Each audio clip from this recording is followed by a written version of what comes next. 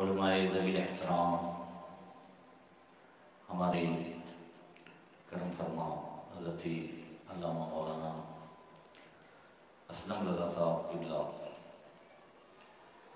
مولانا حافظ سلمان صاحب، دیگر علماء کرام، سامعین کرام، السلام علیکم ورحمۃ اللہ وبرکاتہ۔ الحمدللہ وکفا والصلاة والسلام على سيدنا محمد المصطفى وعلى آله وأصحابه الذين سعدوا في معارج الحق والهدى وخلفاء ساداتنا أبي بكر الصديق الأكبر وعمر الفاروق الأعظم وعثمان ذي النورين وأسد الله الغالب علي المرتضى وابنه الإمام حسن المجتبى وصبته الإمام حسين الشهيد دافع الكرب والبلاء وأمهما سيدة النساء فاطمة الزهراء وابنه عبد القادر سيدنا غوث الورى وسراج أمة أبي حنيفة إمام أئمة الهدى وإمام أهل سنته مجدد العالم لدينه وشريعته سيدنا أحمد رضا وابن الشيخ المفتي العالم مصطفى رضا وابنه سيدي وسندي وذخري الشيخ المفتي أختر رضا وجميع أهل السنة وجماعة دائما أبدا أبدا. أما بعد فأعوذ بالله من الشيطان الرجيم، بسم الله الرحمن الرحيم. لقد جاءكم رسول من أنفسكم عزيز عليه ما عنتم حريص عليكم بالمؤمنين رؤوف رحيم. صدق اللہ مولانا العظیم. درود شریف پڑھیں، اللہم صلی علی سیدنا مولانا محمد معدن الجود والکرم وآلہ وصحبہ وبارک وسلم. ہم اور آپ حسب معمول صابری مسجد میں باعث تخلیق کائنات، فخر موجودات، رحمت عالم، نور مجسم حضور احمد مجتبی محمد مصطفیٰ ارواحنا فدا صلی اللہ تعالیٰ علیہ وسلم کی میلاد کے موقع پر آپ کی بارگاہ میں گلہائے عقیدت پیش کرنے کے لیے حاضر ہوئے. مولا کریم ہم سب کی حاضری کو قبول فرمائے، اس محفل کو دنیا و آخرت میں ہم سب کے لیے ذریعہ نجات بنائے. مولا کریم اپنے حبیب کے فیضان سے مالا مال فرمائے اور آپ کی بتائے ہوئے راستے پر چل کر زندگی گزارنے کی توفیق عطا فرمائے. سرکار اعلیٰ حضرت امام عشق و محبت امام احمد رضا محدث بریلوی رضی اللہ تعالیٰ اپنے آقا کی شان بیان کرتے ہوئے عرض کرتے ہیں، حرز جان ذکر شفاعت کیجئے. حرز کہتے ہیں تعویذ کو، اس کو کہتے ہیں حرز جان ذکر شفاعت کیجئے، نار سے بچنے کی صورت کیجئے. فرماتے ہیں اگر جہنم سے بچنا ہے اور کل قیامت کے دن حضور کی شفاعت کا حقدار ہونا ہے تو دنیا میں نبی کریم صلی اللہ تعالیٰ علیہ وسلم کی شفاعت کے تذکرے کو اپنا تعویذ بنا لیجئے. یہاں عقیدہ ہوگا کہ حضور کام آتے ہیں تب نہ کل کام آئیں گے. مجرم ہوں اپنے عفو کا ساما کروں شہا، یعنی شفیع روز جزا کا کہوں تجھے. پھر فرماتے ہیں غیظ میں جل جائیں بے دینوں کے دل، یا رسول اللہ کی کثرت کیجیے. ذکر چھیڑیے ان کا ہر بات میں، ذکر چھیڑیے ان کا ہر بات میں، چھیڑنا شیطان کا عادت کیجئے. جس کا حسن اللہ کو بھی بھا گیا، ایسے پیارے سے محبت کیجئے. مثل فارس زلزلے ہو نجد میں، ذکر آیات ولادت کیجئے. سوال یہ ہوتا ہے کہ میلاد کا ثبوت کہاں ہے، کہاں ہے؟ اعلیٰ حضرت فرماتے ہیں ذکر آیات ولادت کیجئے. اللہ تعالیٰ نے قرآن میں صرف نبیوں کے میلاد کا ذکر ہی نہیں کیا ہے، پورا طریقہ بتایا ہے۔ ہم حضور کی میلاد پر کیا کرتے ہیں؟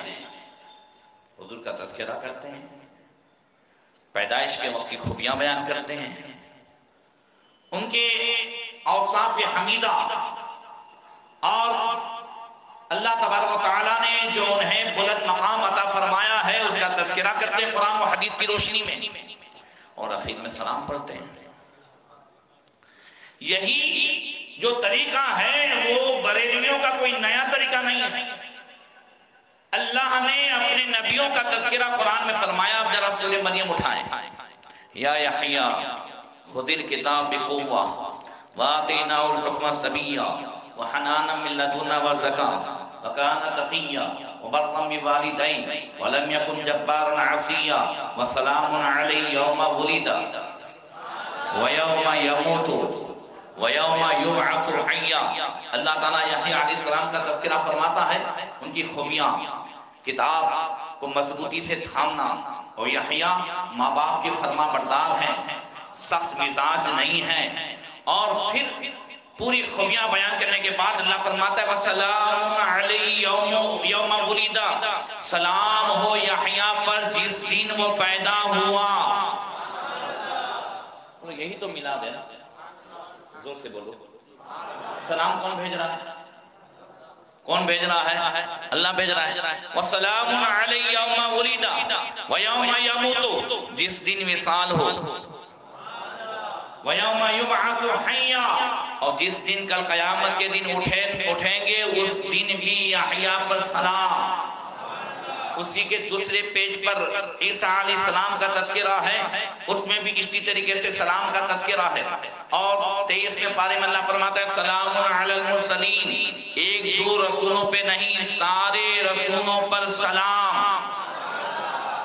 اچھا، یہاں کھڑے ہو کر سلام پڑھنے میں تکلیف ہوتی ہے، جبکہ اللہ تعالیٰ نماز میں، کس میں؟ زور سے بولو، عین نماز میں نبیوں رسولوں پر سلام بھیجوا رہا ہے، اور جن کو بعد نماز تکلیف ہوتی ہے سلام پڑھنے میں، اللہ تعالیٰ انہی لوگوں سے حالت نماز میں بھی نبیوں رسولوں پہ سلام بھیجوا رہا ہے۔ بات سمجھ میں آ رہی ہے؟ بھائی قرآن کی آیت سبحان ربک رب العزت عما یصفون وسلام علی المرسلین والحمدللہ رب العالمین، رسولوں پر سلام، سارے رسولوں پر سلام، یہ جو اللہ نے فرمایا، اب یہ آیت حالت نماز میں پڑھی جاتی ہے کہ نہیں پڑھی جاتی ہے؟ زور سے بولو، ٹھیک ہے؟ تو جب عین حالت نماز میں جو اللہ کی عبادت ہے اس میں رسولوں کو سلام بھیجنا عبادت، وَسَلَامٌ عَلَى الْمُرْسَلِينَ، واؤ سے لے کر کے نون تک ایک ایک حرف پر 10 نیکی، بولو ہے؟ ایک ایک حرف پر کیا ہے؟ 10 نیکی، عین حالت نماز میں کیا ہے؟ وَسَلَامٌ عَلَى الْمُرْسَلِينَ، سارے رسولوں پہ سلام۔ تو جب عین حالت نماز میں سلام پڑھنا بدعت نہیں ہے تو نماز کے باہر بھی سلام پڑھنا یہ بدعت نہیں ہے، یہ قرآن اور سنت کے مطابق ہے۔ اسی لیے اعلیٰ حضرت کے خلیفہ حضرت جمیل الرحمن فرماتے ہیں میں ہوں وہ سنی، جمیل قادری مرنے کے بعد میرا لاشا بھی کہے گا الصلاۃ والسلام۔ تو اعلیٰ حضرت فرماتے ہیں کہ مثل فانس سلسلے ہو نجد میں ذکر آیات ولادت کیجئے۔ آؤ شروع کرتے ہیں۔ اللہ فرماتا ہے لَقَدْ جَاءَكُمْ رَسُولٌ مِّنْ أَنفُسِكُمْ، بے شک تمہارے پاس تمہیں میں سے عظمت والا رسول تشریف لے آیا ہے۔ زور سے بولو، یہ رسولون میں جو تنوین ہے نا، دو پیش ہے، تنوین تعظیم کے لیے بھی آتی ہے، عظمت بیان کرنے کے لیے بھی آتی ہے۔ تو کہا کہ تمہارے پاس تمہیں میں سے جو رسول آیا مگر تمہارے جیسا نہیں ہے، سر کے بال سے لے کر پاؤں کے ناخن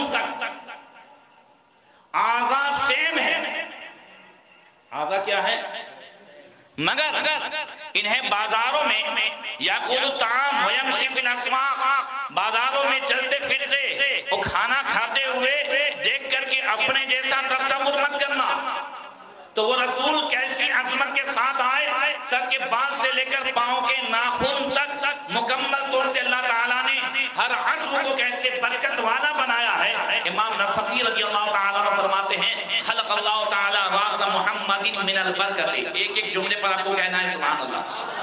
خلق اللہ تعالیٰ راس محمد من البرکت وعینیہ من الحیاء وأذنیہ من الغیرت ولسانہ من الذکر وشفتیہ من التسبیح ووجہہ من الرضا وصدرہ من الاخلاق وقلبہ من الرحمہ وقفہ من الکرم وشعرہ من نبات الجنہ وریقہ من عسلہا.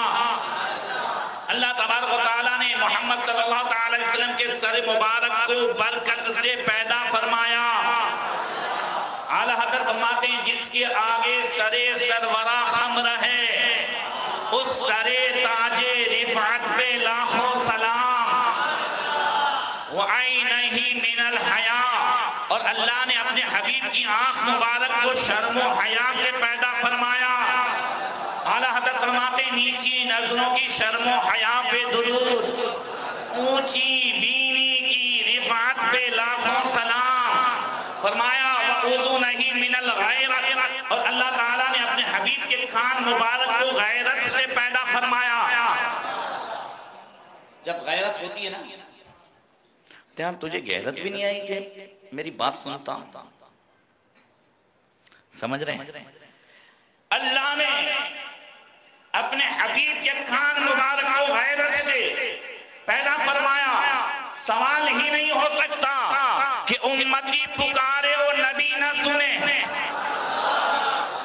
اعلیٰ حضرت فرماتے دور و نزدیک کے سننے والے وہ کانے لالے کرامت پہ لاکھوں سلام. امتی پکارے تو صحیح.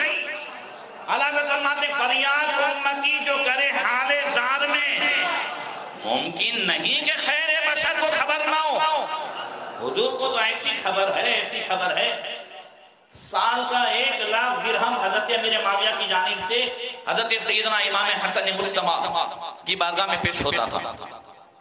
ایک سال تھوڑی تاخیر ہو گئی، لیٹ ہو گیا وظیفہ آنے میں. امام حسن نے دوات منگائی، قلم منگایا، کہا لکھیں ہو سکتا ہے حکومت کے کام میں حضرت امیر معاویہ بھول گئے ہوں. پھر کچھ سوچ کر کے سو گئے، نہیں لکھی. آقا کریم خواب میں تشریف لائے، زور سے بولو. فرمایا صاحبزادے کیا معاملہ ہے؟ پریشان نظر آ رہے ہیں. یا رسول اللہ نانا جان ہر سال جو ہے 1,00,000 درہم آتا ہے، تھوڑی تاخیر ہو گئی ہے. کہا تم نے تو دوات بھی منگا لی تھی کہ خط لکھیں یاد دلائیں. امیر معاویہ کو کہا مت کرو ایسا، یہ پڑھو اللہم اغزی فی قلبی رجاءک وقت رجائی من سواک حتی لا ارجو احدا غیرک. اللہم ما ضعفت عنہ قوتی وقصر عنہ عملی ولم تنتہی لی رغبتی ولم تبلغہ مسئلتی ولم اجر علی لسانی مما آتیت من الاولین والآخرین وخصنی یا رب العالمین. کہا یہ دعا پڑھو. امام حسن اٹھے، اس دعا کو پڑھتے رہے. ابھی 8 دن نہیں ہوئے تھے کہ حضرت امیر معاویہ کی طرف سے 1,00,000 نہیں 1,50,000 درہم حضرت امام حسن مجتبی کی بارگاہ میں پیش ہوا. 1,50,000 درہم تو آ گیا، مگر حضور پھر خواب میں تشریف لائے. فرماتے صاحبزادے کیا ہے؟ خیریت ہے؟ کہا یا رسول اللہ اس دعا کی برکت سے 1,00,000 نہیں 1,50,000 آیا. کہا جو بندہ اپنے آپ کو اللہ کے سپرد کر دیتا ہے، اللہ پر بھروسہ کرتا ہے، اللہ کی طرف سے ایسے ہی جو ہے کرم کی بارش اس پہ ہوتی ہے. اب یہاں سوال یہ ہے جب نہیں آیا تھا امام حسن پریشان تھے تو بھی حضور خواب میں آئے، جب آ گیا تو بھی خواب میں آئے. پتا چلا حضور پہلے بھی بے خبر نہیں تھے اور جب بعد میں آ گیا پیسہ تب بھی بے خبر نہیں ہے. اعلیٰ حضرت فرماتے ہیں ان کے سوا رضا کوئی حامی نہیں جہاں گزرا کرے پسر پہ اور پیدر کو خبر نہ ہی نہیں سکتا ہے. بھئی پسر حضرت امام حسن ہے نا, زور سے بولو, پدر مصطفیٰ ہے. پسر کہتے ہیں بیٹے کو, کہتے ہیں بیٹے پر گزرے وہ باپ کو خبر نہ ہو. تو پھر جب اس واقعے سے معلوم یہ ہوا کہ حضور جب ہر حال خبردار ہیں تو امتی پکار تو صحیح مصطفیٰ کو. آپ کہیں گے ہم نے تو بہت مرتبہ پکارا, ہم نے تو بہت مرتبہ پکارا, مگر پکارنا فرق ہے. اعلیٰ حضرت فرماتے ہیں فریاد امتی جو کرے حال زار میں. زور سے بولو. سورت میں ایک صاحب نے مجھ سے سوال کیا, بیٹھے تھے, کہنے لگے یہ حال زار کیسے ہوتا ہے, اس کے لیے کوئی وظیفہ؟ میں کہا دریا کنارے جاتے ہوں اپنے, میں تم کو دھکا دے دوں, توجہ ہے, یا کوئی مجھے ہی دھکا دے دے. زندگی میں کبھی میں تیرا نہیں ہوں, مگر اس وقت آدمی کچھ بھی ہاتھ پہ مارے گا کہ نہیں مارے گا؟ صحیح ہے. اس وقت جان کے بچاؤ کے لیے جو وہ کیفیت پیدا ہوتی ہے, اسی کیفیت کا نام حال زار ہے. یہ کیفیت پیدا کر کے پکارو تو صحیح کہ ہاں اب اس دنیا میں مصطفیٰ کے سوا کوئی ہمارا مددگار نہیں ہے. ساری چیزوں کو چھوڑ دیں, جتنے وسائل ہیں, جتنے ہمارے خیالات ہیں, جن پر بھروسہ ہے, ان سب کو چھوڑ کر بھروسہ مصطفیٰ کے در پر لگا دیں. قسم خدا کی ہو ہی نہیں سکتا ہے کہ حضور کی مدد نہ آئے. واللہ وہ سن لیں گے, فریاد تو پہنچیں گے.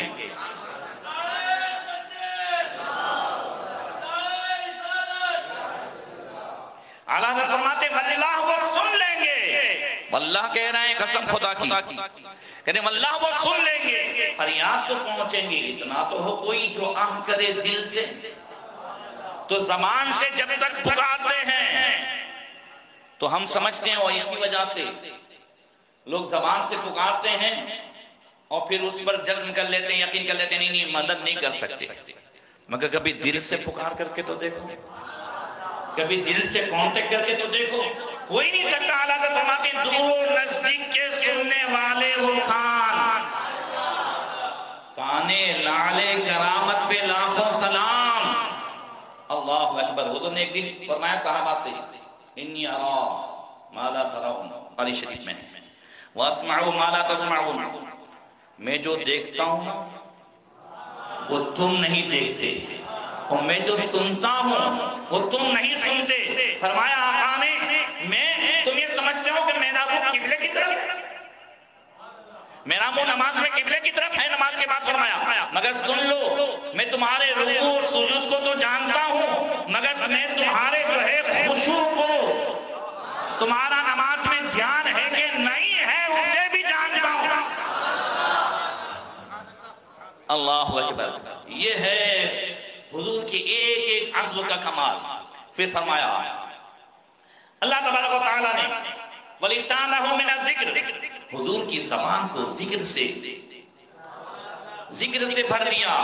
پوری کائنات میں نے بتایا اس سے پہلے سب سے زیادہ اگر اللہ کا ذکر کسی نے کیا ہے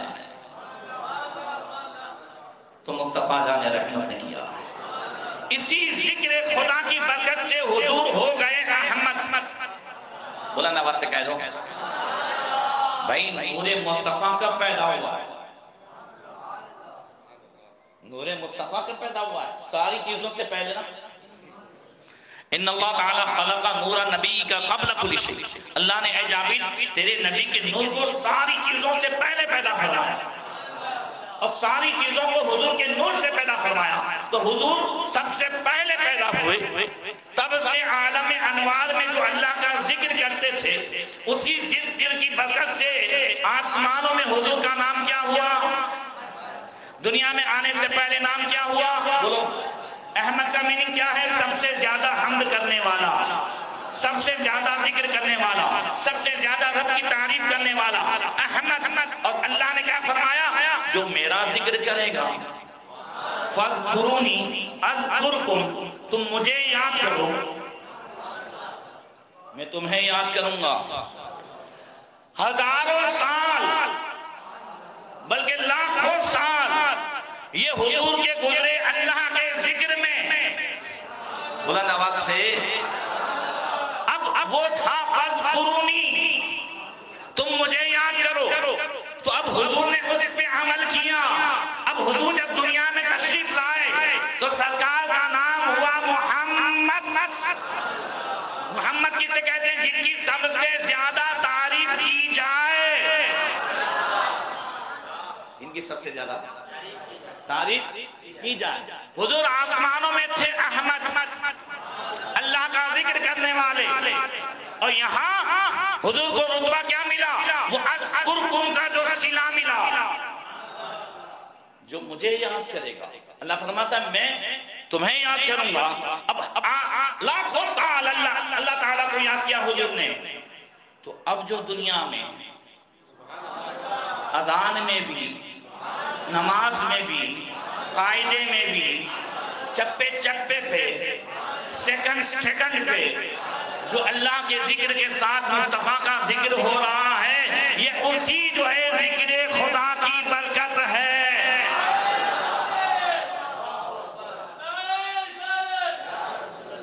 اعلیٰ حضرت فرماتے ہیں ذکر خدا جو ان سے جدا چاہو نجدی ہو، واللہ ذکر حق نہیں کنجی سقر کی ہے۔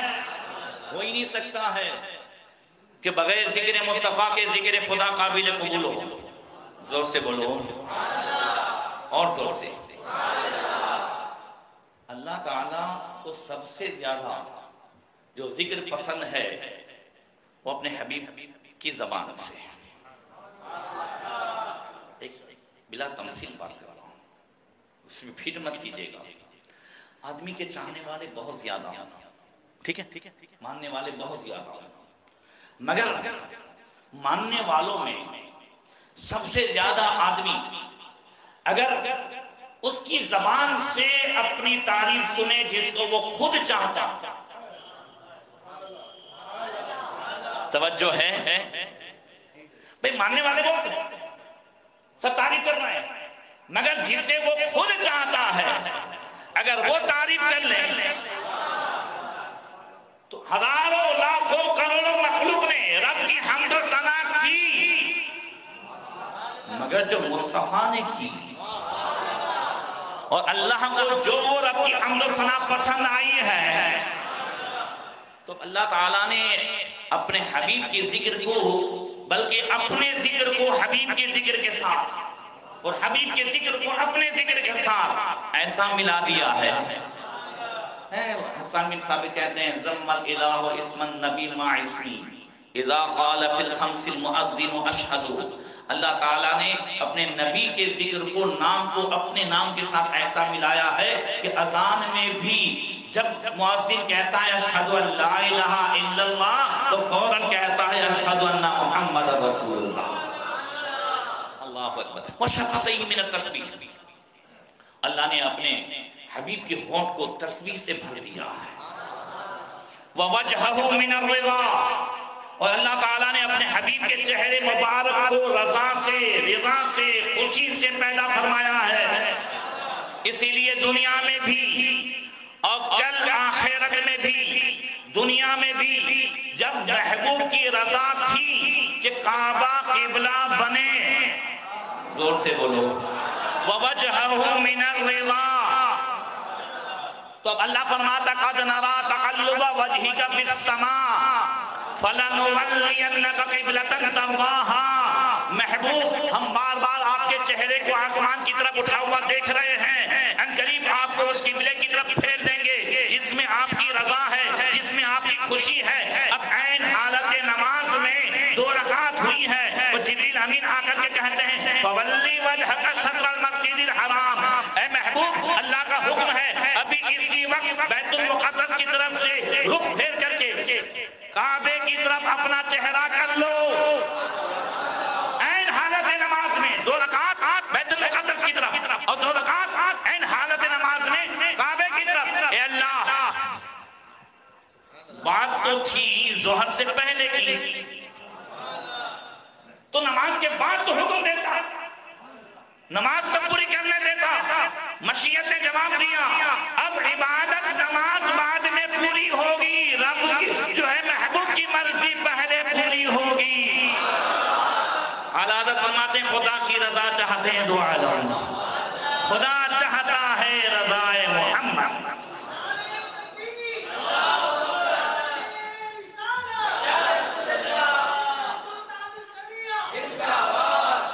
وَصَدْرَهُ مِنَ الْأَخْلَاقِ اور اللہ نے اپنے حبیب کے سینے مبارک کو اخلاق سے پیدا فرمایا.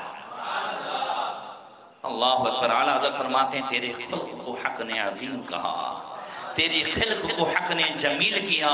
کوئی تجھ سا ہوا ہے نہ ہوگا شہاں, تیرے خالق کو حسن و ادا کی قسم. اور کہا وَقَلْبَهُ مِنَ الرَّحْمَةِ اور اللہ نے اپنے محبوب کے دل مبارک کو رحمت سے پیدا فرمایا ہے.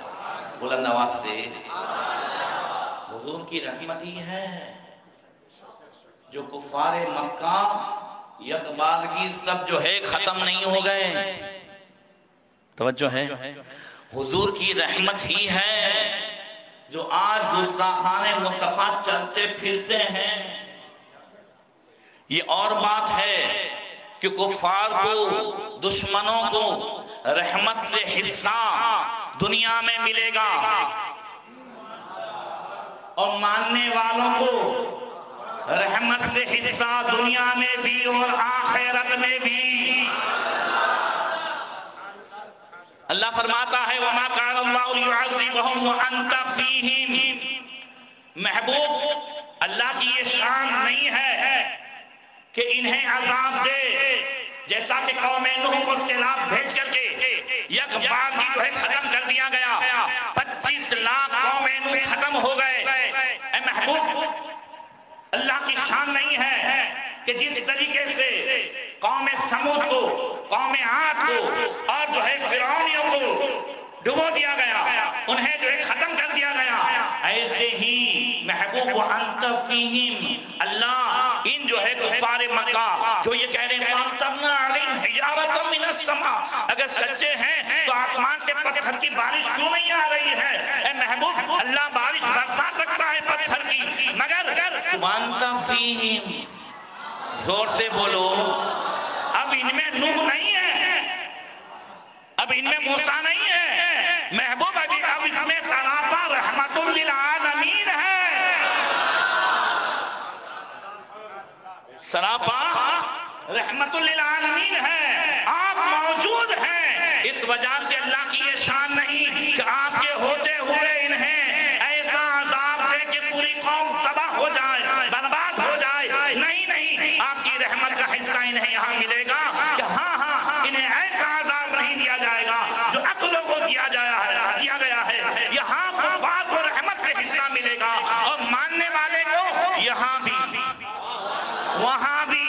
اعلیٰ حضرت فرماتے انت فیہم نے عدو کو بھی لیا دامن میں.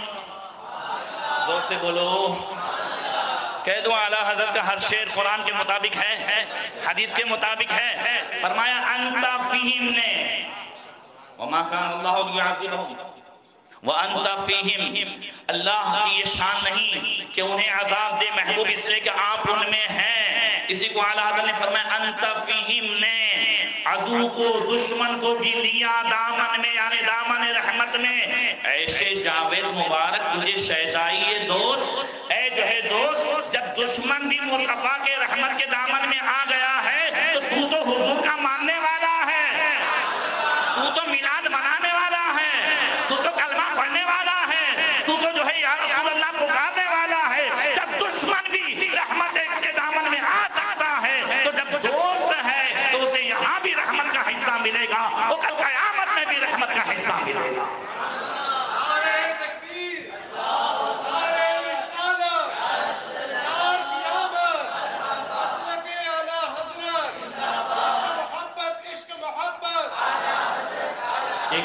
ایک دوسرے شعر میں فرمایا نجدی اس نے تجھ کو مہلت دی کہ تو اس عالم میں ہے. زور سے بولو. نجدی اس نے تجھ کو مہلت دی کہ تو اس عالم میں ہے. کافر و مرتد پہ بھی رحمت رسول اللہ کی. قلبہ من الرحمہ وکفہ من الکرم. اور اللہ نے اپنے محبوب کے ہاتھ مبارک کو بخشش سے سخاوت سے بھر دیا ہے۔ اعلیٰ حضرت فرماتے ہیں ہاتھ جس سمت اٹھا غنی کر دیا، موجے بحر سماحت پہ لاکھوں سلام۔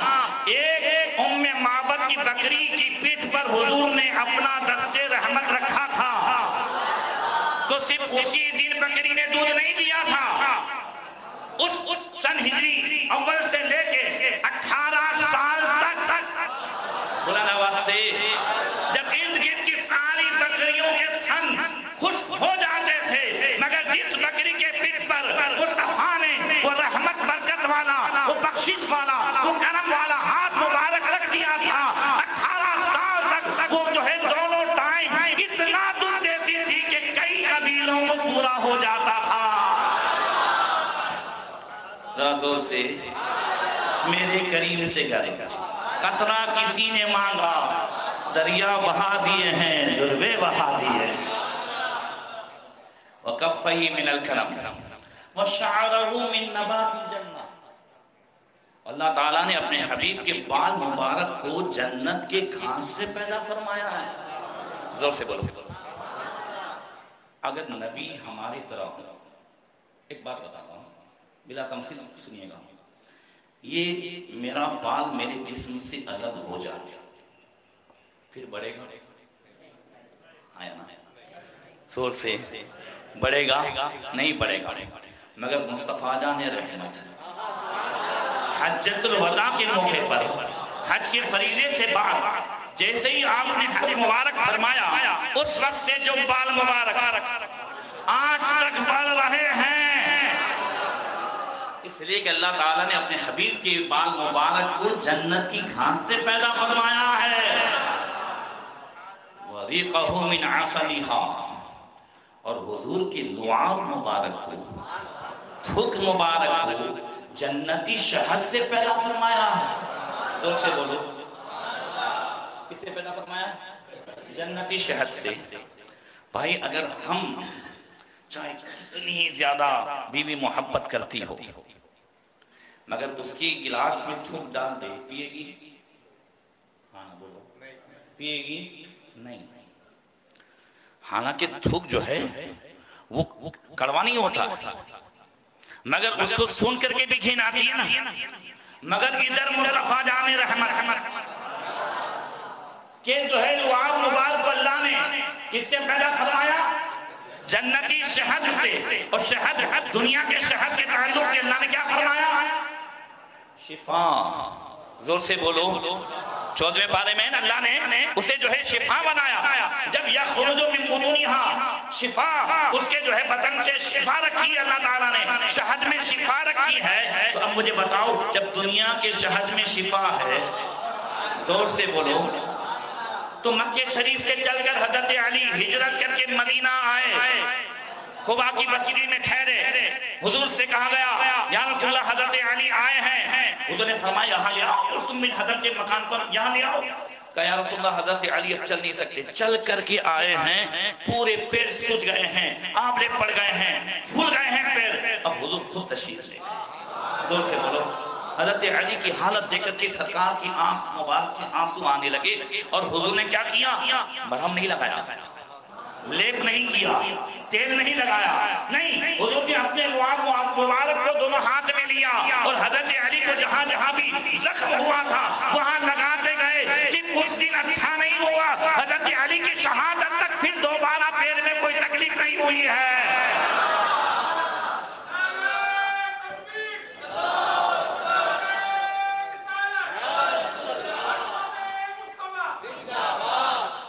سبحان اللہ۔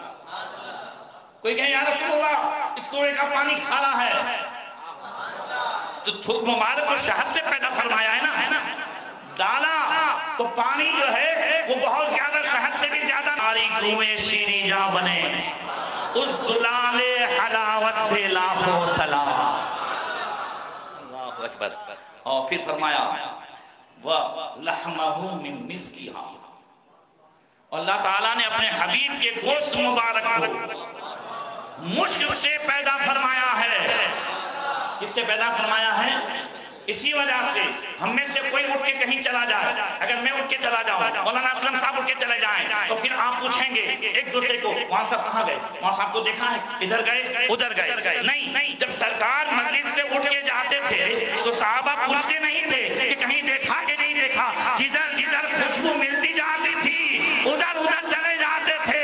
کیا مہکتے ہیں مہکنے والے، منہ پہ چلتے ہیں بھٹکنے والے، ان کی مہک نے دل کے اونچے کھلا دیے ہیں، جس راہ چل گئے ہیں اونچے بسا دیے ہیں۔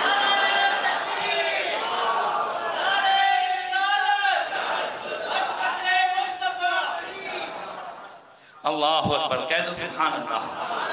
مشک سے پیدا فرمایا ہے اور فرمایا وَعَظْمَهُ مِنْ كَافُورِهَا، اور ہڈی مبارک کو کافور سے پیدا فرمایا ہے،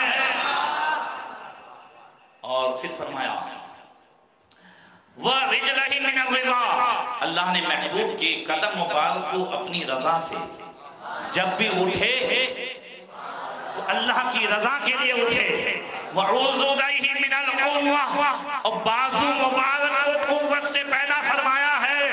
اسی کو آنا حضرت فرماتے جس کو بارے دو عالم کی پرواہ نہیں، ایسے بازو کی قوت پہ لاکھوں سلام۔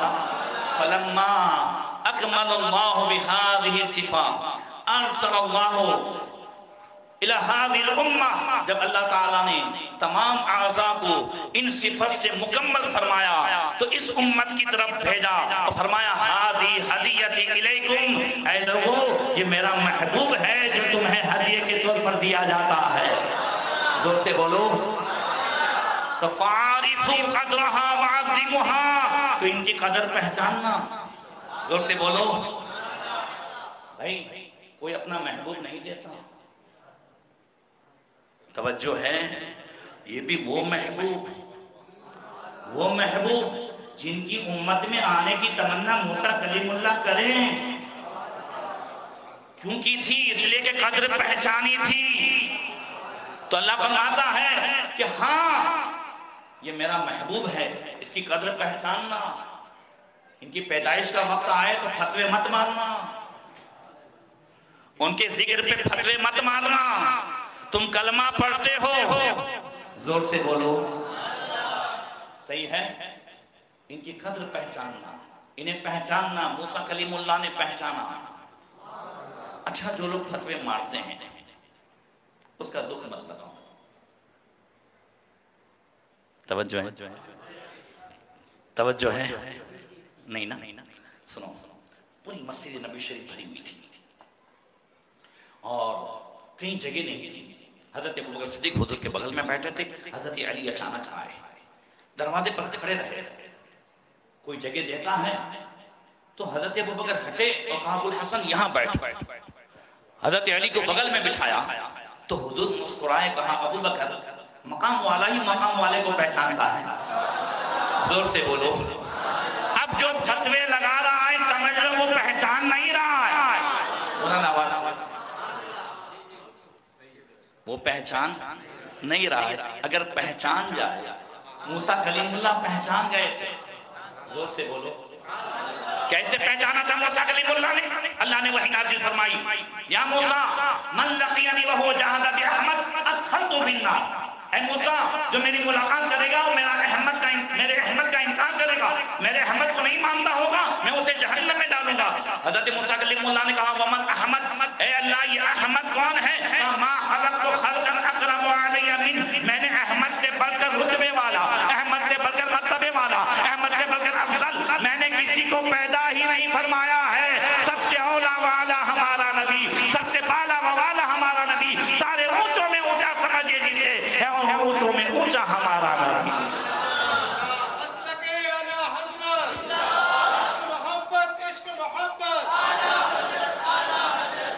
تو تمہارے پاس عظمت والا رسول آیا، زور سے بولو عزیز علیہ ما عنتم،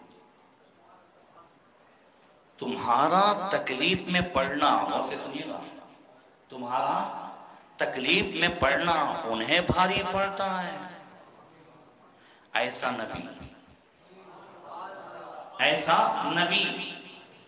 جس ہر نبی کو امتی ملے، مگر جس طرح ہمارے نبی نے اپنی امت کو چاہا ہے، قسم خدا کی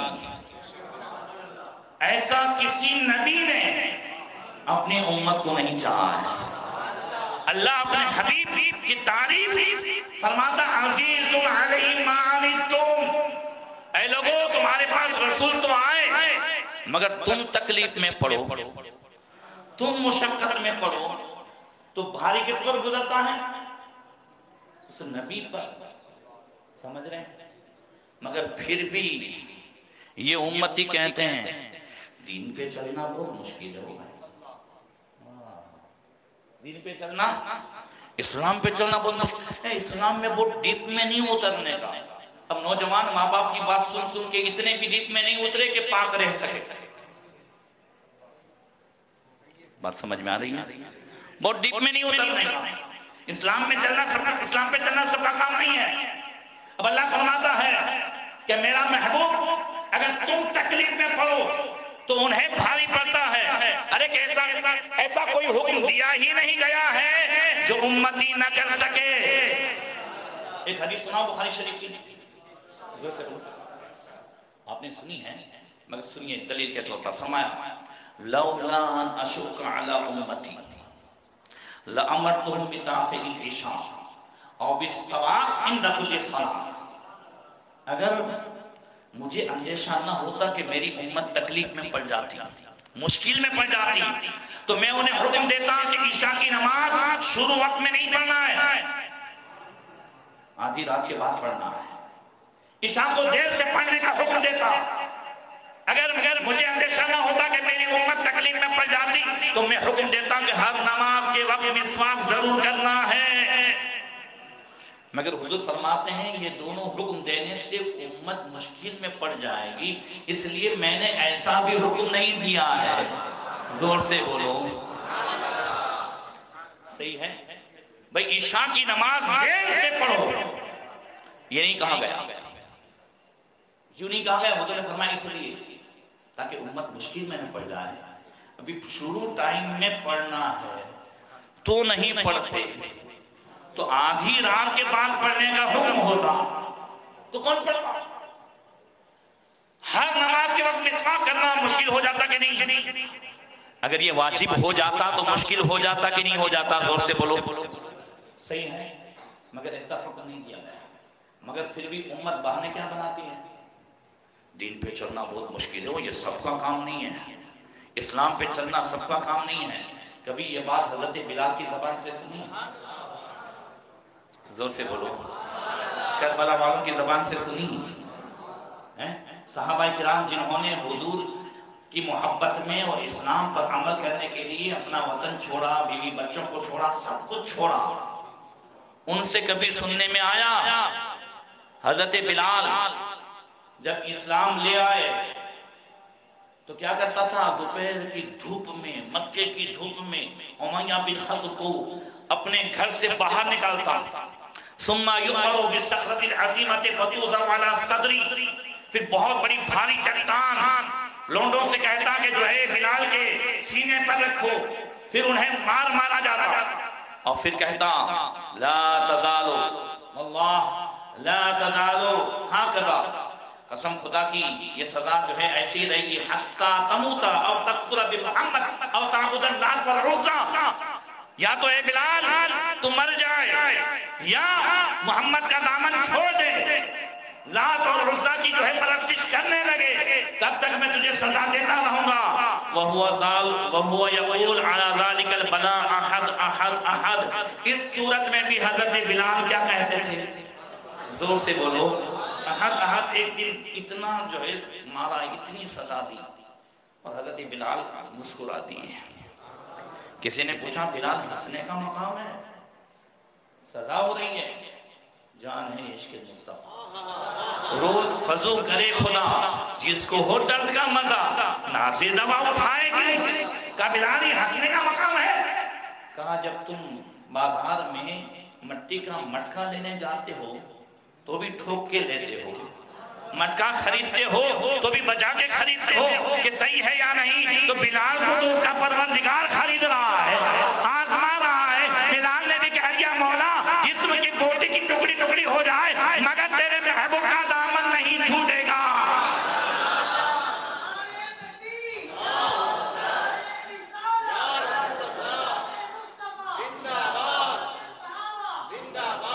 انہیں جانا انہیں مانا، نہ رکھا غیر سے کام، للہ الحمد میں دنیا سے مسلمان گیا۔ تو ایسا کوئی حکم آیا ہی نہیں۔ اللہ اکبر۔ دیکھیں ایک حدیث پیش کرتا ہوں، حضور نے تو اس زمانے میں بھی ہم اپنے ارد گرد کے ماحول سے بچیں، اس لیے 1400 سال پہلے اسے بیان فرمایا۔ کیا وہ حدیث سنیں گے آپ؟ سنیں گے؟ جس سے بالکل واضح ہو جائے گا، یہ جو کہتے ہیں حضور یہ نہیں جانتے تھے، وہ نہیں جانتے تھے، اتنا معلوم تھا، اتنا نہیں معلوم تھا۔ اب آجو باجو میں سب کچھ نظر آئے گا تو پتہ چل جائے گا کہ حضور کو کیا معلوم تھا۔ حضرت عطیہ سعدی یہ بصرہ سے چل کر کے کوفہ علم کی طلب کے لیے آئے۔ زور سے بولو، اپنے کو سامری مسجد میں آنے میں تکلیف پڑتی ہے، محلے میں سے گھر میں سے نکل کر کہاں سے؟ بصرہ سے کوفہ علم حاصل کرنے کے لیے حضرت عطیہ سعدی تابعی ہیں آئے، اور آ کر کے کیا پوچھا انہوں نے کوفہ والوں سے؟ حضور کے کوئی صحابی ہیں جنہوں نے ڈائریکٹ حضور سے سنا ہو؟ کہاں؟ حضرت عبداللہ ابن مسعود ہیں کوفے کی جامع مسجد میں۔ وہ عبداللہ ابن مسعود نبی کریم صلی اللہ علیہ وسلم کہیں جاتے تھے تو جن حضور کے نالین پاک سنبھالنے کی ذمہ داری جن کے اوپر تھی، اسی صحابی کا نام عبداللہ ابن مسعود ہیں۔ حضور نماز کے لیے جاتے تھے اور وضو کرانے کی جو ذمہ داری تھی، اسی صحابی کا نام عبداللہ ابن مسعود ہے۔ اللہ اکبر۔ تو کہا کہ عبداللہ ابن مسعود ہیں، وہ آئے، بات چیت ہوئی، قبیلے سعد چونکہ ہوتے سعدی تھے، بنو سعد سے تھے، اس کی کچھ فضیلت بھی بیان فرمائی حضرت عبداللہ ابن مسعود نے۔ پھر پوچھا عطیہ کس لیے آیا ہوں؟ کہا میں کچھ پوچھنے کے لیے آیا ہوں۔ کیا پوچھنے کے لیے آیا ہوں؟ کا خیال آتا ہے کہ اللہ کے رسول نے فرمایا قیامت قریب ہے، میں اور قیامت انا والساعہ کہاتین، میں اور قیامت بالکل اس طرح ہیں، تو پھر کوئی ایسی باتیں ہیں جس سے ہم قیامت کو بالکل پہچان سکیں؟ فرمایا یا عطیہ سألتنی ما سألت عنہ رسول اللہ صلی اللہ علیہ وسلم، عطیہ تو نے وہی بات پوچھی ہے جو میں نے اللہ کے رسول سے پوچھی تھی۔ میں نے پوچھا کہ یا رسول اللہ حل الساعۃ من علم تعرف به الساعہ، یا رسول اللہ کیا قیامت کے تعلق سے کوئی ایسا علم ہے کہ ہم آسانی کے ساتھ قیامت کو پہچان سکے؟ تو حضور نے فرمایا یا ابن مسعود ان للساعۃ علاما وان للساعۃ اشراطا، اے عبداللہ ابن مسعود قیامت کی نشانیاں کچھ ہیں، اس کے لیے کچھ علم ہے۔ یا ابن مسعود ان من اعلام الساعۃ واشراطها ان يكون الولد غيظا ويكون المطر غيظا وان يفيض الاشرار فيضا۔ اے ابن مسعود قیامت کی نشانیوں میں سے یہ ہے کہ اولاد ماں باپ کے لیے غصہ و ناراضگی کا سبب بنے گی۔ ہے آج الولد ثمرۃ القلب، حضور نے فرمایا اولاد تو جو ہے دل کا سرور ہے، آنکھوں کا نور ہے، بڑھاپے کا سہارا ہے۔ اولاد کیسے جو ہے ناراضگی کا سبب؟ ماں باپ چاہتے ہیں کہ اس کا عقد اچھی جگہ ہو، اور لڑکا جو ہے کسی اور کو لے کے بھاگا، لڑکی کسی اور کو لے کے بھاگی، پورے سماج میں ماں باپ کی عزت خاک میں مل گئی، بولو ناراضگی کا سبب بنا۔ صحیح ہے؟ اس طرح قدم قدم پر جو آج اولاد ماں باپ کی نافرمانی کر رہی ہے، وہ ناراضگی کا سبب ہے، غصے کا سبب ہے۔ فرمایا وَيَكُونَ الْمَطَرُ قَيْزًا، بارش زیادہ ہونے کے باوجود، اے عبداللہ ابن مسعود قیامت کی نشانیوں میں سے یہ ہے کہ بارش زیادہ ہونے کے باوجود گرمی زیادہ ہوگی۔ ہاں یا نا؟ پورا مجمع بولو۔ ہے آج 100 سے بھی زیادہ 127% بارش ہو چکی ہے، مگر پھر بھی آئیے ٹھنڈی بھی وَأَنْ يَفِيضَ الْأَشْرَارُ فَيْضًا۔ عبداللہ ابن مسعود قیامت کی نشانیوں میں سے یہ ہے کہ نیکوکار کم ہوں گے، اچھے کم ہوں گے، برے زیادہ ہوں گے۔ یا ابن مسعود ان من اعلام الساعۃ واشراطها يصدق الكاذب ويكذب الصادق۔ اے ابن مسعود قیامت کی نشانیوں میں سے یہ ہے کہ جھوٹے کو سچا سمجھا جائے گا اور سچے کو جھوٹا سمجھا جائے گا۔ یا ابن مسعود ان من علام الساعۃ واشراطها یؤمن الخائن ویخون الامین، اے ابن مسعود قیامت کی نشانیوں میں سے یہ ہے کہ خیانت کرنے والے کو امانت دار سمجھا جائے گا اور امانت دار کو خیانت کرنے والا سمجھا جائے گا۔ یا ابن مسعود ان من علام الساعۃ واشراطها ان يسود كل قبیلۃ منافقها وكل سوق فجارها، اے ابن مسعود قیامت کی نشانیوں میں سے یہ ہے کہ ہر قبیلے کا بڑا آدمی منافق ہوگا اور بازار کا لیڈر جو ہے وہ فاسق و فاجر و گنہگار ہوگا۔ توجہ ہے، یہ سب کچھ ہے کہ نہیں ہے علم میں؟ پھر فرمایا یا ابن مسعود ان من علام الساعۃ واشراطها ان تزخرف المساجد وان تخرب القلوب، اے ابن مسعود قیامت کی نشانیوں میں سے یہ ہے مسجدیں سجائی جائیں گی اور دل ویران ہوں گے۔ ہے مسجدیں سجائی جاتی ہیں؟ ہاں یا نہ بولو؟ اے سی ہے، پنکھا ہے، قالین لگے ہوئے ہیں۔ کل جو مسجدیں تھیں مٹی کا فرش، کھجور کے پتے کی چھت، مگر کھڑا ہونے والا عشاء میں کھڑا ہوتا تھا تو فجر پڑھ کے نکلتا تھا۔ زور سے بولو۔ آج سب کچھ ہے، مسجدیں سجائی گئی ہیں، مسجد کا پیٹ ایسی سے نہیں بنتا، ماربل سے نہیں بنتا، پنکھوں سے نہیں بنتا، مسجد کا پیٹ نمازیوں سے بنتا ہے۔ دل ویران ہوں گے، آج دل ویران ہے۔ صحیح ہے، بالکل ایک ایک حرف دیکھیں، مسجدیں سجائی گئی ہیں، دل ویران ہے۔ اور فرمایا یا ابن مسعود ان من اعلام الساعۃ واشراطها ان يخرب عمران الدنیا، اے ابن مسعود قیامت کی نشانیوں میں سے یہ ہے کہ لوگ ویرانے کو آباد کریں گے اور آباد کو ویران کریں گے۔ ویرانے کو کیا کریں گے؟ آباد، اور آباد کو سمجھنے، جو آباد ہے اسے ویران۔ جیسے ہی عید کا چاند ہوا مسجد آباد تھی ویران، سینما گھر پورا مہینہ ویران تھے، وہ عید کے دن کیا ہو گئے؟ بولو صحیح ہے؟ یہی چیزیں ہم رات میں دن دیکھ رہے ہیں۔ اسی طریقے سے آج حضور کے ذکر کی محفلیں دیکھ رہے ہیں، تعداد کے مطابق ویران۔ مگر یہی اگر باہر اگر کوئی ڈرامہ ہو، کوئی فلم ہو، کسی کو دعوت کی دینے کی ضرورت پڑے گی؟ وہ تھکم تھکی، وہ بھیڑ، ویرانے کو آباد کریں گے، آباد کو ویران کریں گے۔ آج ہم یہی سب دیکھ رہے ہیں، اس کو ظاہری اعتبار سے لیں اور باطنی اعتبار سے، کسی بھی اعتبار سے لیں، آج یہی چیز ہے۔ جس گھر سے دل آباد ہو وہ اللہ کی مسجدیں ہیں، یہاں گھبراہٹ ہوتی ہے، اور جہاں حقیقت میں مومن کو گھبراہٹ ہونی چاہیے وہاں سکون ملتا ہے۔ یہ قیامت کی نشانیوں میں سے ہے۔ اللہ اکبر۔ پھر فرمایا یا ابن مسعود ان من اعلام الساعۃ واشراطها ان يختفي الرجال بالرجال والنساء بالنساء، اے ابن مسعود قیامت کی نشانیوں میں سے یہ ہے کہ مرد اپنی خواہش مرد سے پوری کرے گا اور عورت اپنی خواہش عورت سے پوری کرے گی۔ یہ چیزیں بھی دیکھ رہے ہیں۔ باقاعدہ مرد کے ساتھ رہے، اس کے لیے پارلیمنٹ میں 307 کی قلم بنائی گئی۔ ہاں نا، زور سے بولو، بنائی گئی۔ میں پوائنٹ دینا چاہتا ہوں، توجہ رکھیں۔ حالات کیا ہیں؟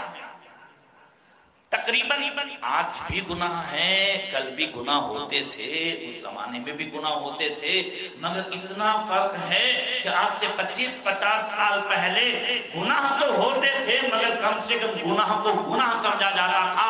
آج گناہ کو گناہ نہیں، فیشن سمجھا جاتا ہے۔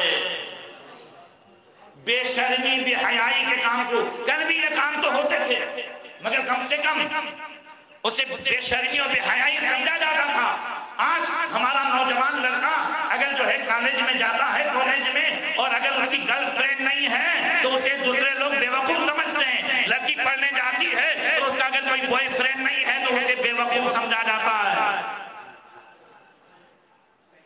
آیا نا؟ لڑکے کے پاس اگر گرل فرینڈ نہیں ہے تو وہ بے وقوف ہے.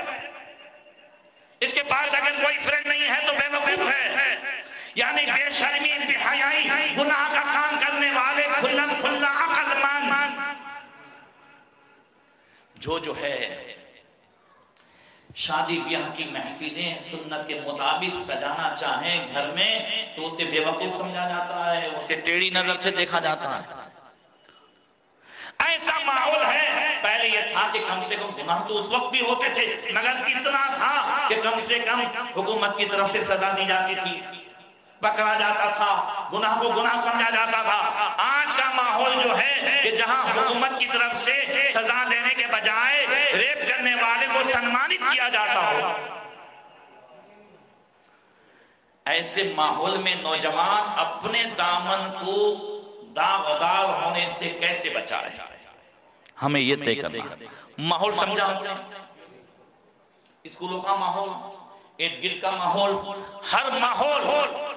نہ حکومت کا کوئی ڈر ہے، نہ کوئی اچھا ماحول ہے. ایسے ماحول میں کہ جہاں باقاعدہ شراب، کباب، کلب اور جو ہے رنڈیوں کے بڑے بڑے اڈے یہ لائسنس سے چلائے جاتے ہوں، ایسے ماحول میں ایک مومن نوجوان اپنے دامن کو کیسے بچائیں؟ ایسے ماحول میں بھی اگر بچانا چاہتے ہو تو ایک ہی علاج ہے جو اللہ نے قرآن کے 21ویں پارے میں فرمایا ہے، ان الصلاۃ تنہی عن الفحشاء والمنکر. بے شک نماز بے حیائی سے بھی بچاتی ہے اور برائی سے بھی بچاتی ہے.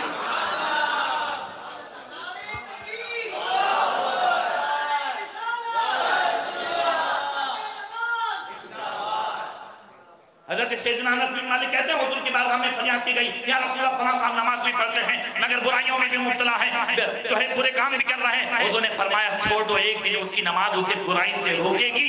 حضرت انس کہتے ہیں ہم نے دیکھا جو صاحب برائی میں مبتلا تھے وہ پھر برائی کو آنکھ اٹھا کر کے بھی نہیں دیکھتے تھے. یہ ہے نماز کی برکتیں. نوجوانوں آؤ، اللہ اکبر.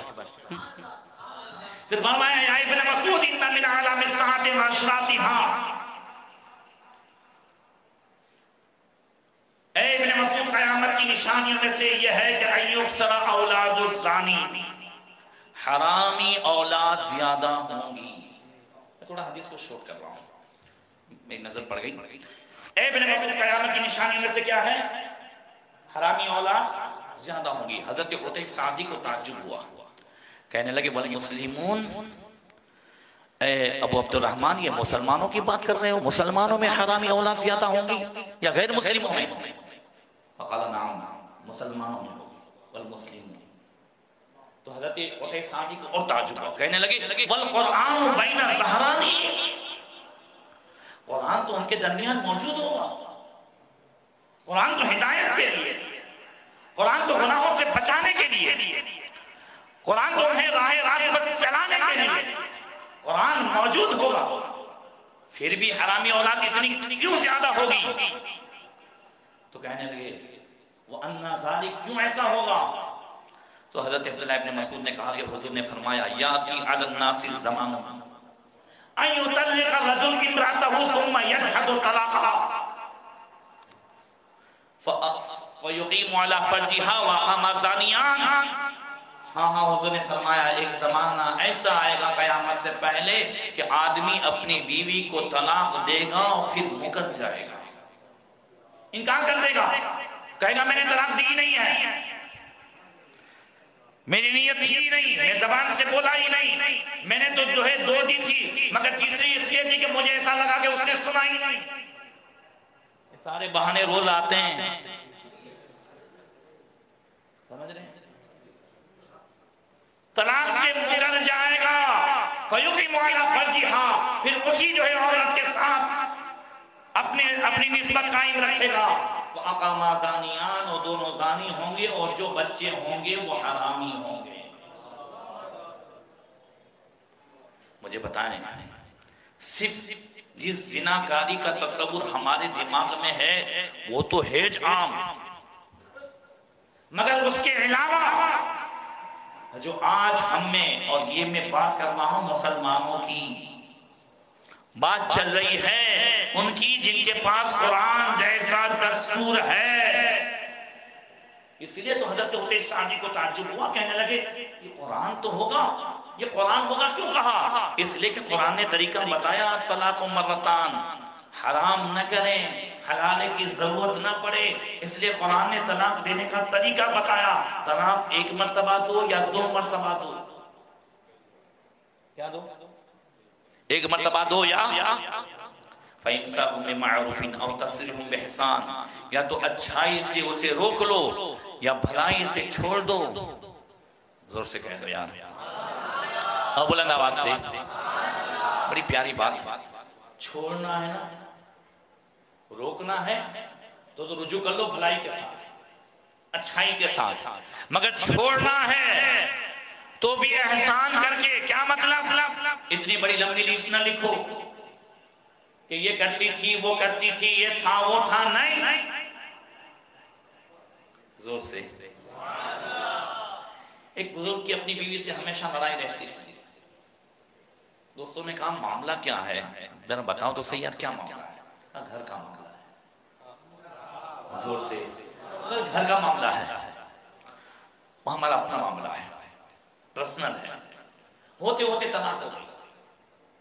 طلاق ہو گئی تو دوستوں نے کہا اب تو بتاؤ کہ اس کے اندر کیا ہے؟ تو بزرگ کہنے لگے اب تو وہ غیر ہو گئی، غیر کی برائی کرنے سے کیا فائدہ ہے؟ فَإِمْسَاكُمْ بِمَعْرُوفٍ أَوْ تَسْرِيحٌ بِإِحْسَانٍ، چھوڑنا ہے تو بھلائی کے ساتھ چھوڑ، اچھائی کے ساتھ اسے روک لے۔ یہ 1 یا 2 طلاق اگر دی، اور سب سے پہلی بات، میں کوئی طلاق کی ترغیب دینے نہیں آیا ہوں، طلاق کا شوق بڑھانے نہیں آیا ہوں، قرآن کی روشنی میں اس کا طریقہ بتا رہا ہوں۔ اللہ نہ کرے، اللہ نہ کرے، اگر ضرورت پڑ جائے تو آپ اتنا کریں کہ طلاق دینے سے پہلے کسی مفتی سے ملاقات کر لیں، کسی عالم سے ملاقات کر لیں۔ ہم کیا کرتے ہیں؟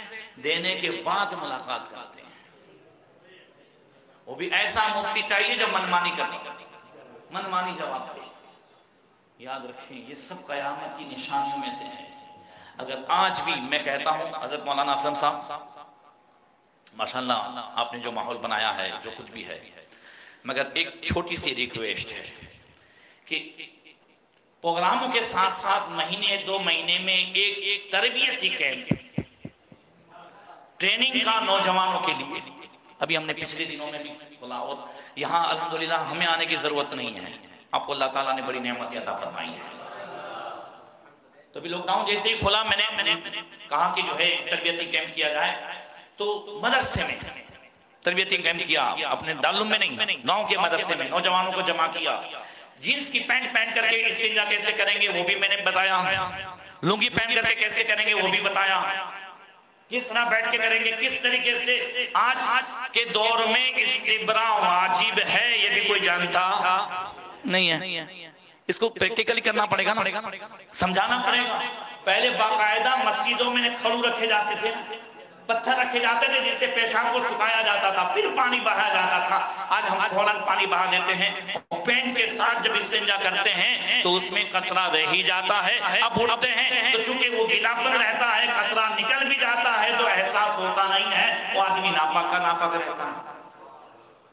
ایسے ہی نکاح طلاق کے مسائل، پاک و ناپاک کے مسائل، فرض و واجب کے مسائل، حلال و حرام کے مسائل، یہ سب سیکھنے کے لیے سوچئے تو صحیح، قیامت کی آج کے زمانے کی نشانیاں یہ سیکھنے کے لیے بصرہ سے حضرت عطائی کوفہ کا سفر کرنا ہے۔ بھائی اس زمانے میں تو یہ سب کچھ نہیں تھا، جو آج ہے اس زمانے میں تو یہ نشانیاں نہیں تھی، یہ ساری نشانیاں تو آج کے زمانے میں ہے نا، مگر پھر بھی وہ سیکھنے کے لیے جا رہے ہیں۔